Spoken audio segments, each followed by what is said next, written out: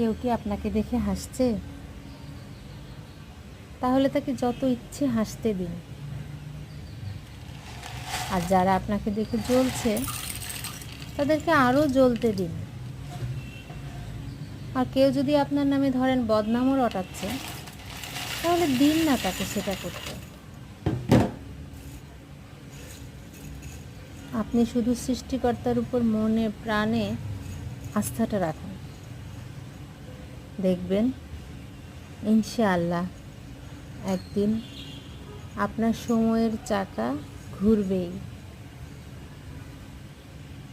শুভ সকাল। ধন্যবাদ সবাইকে।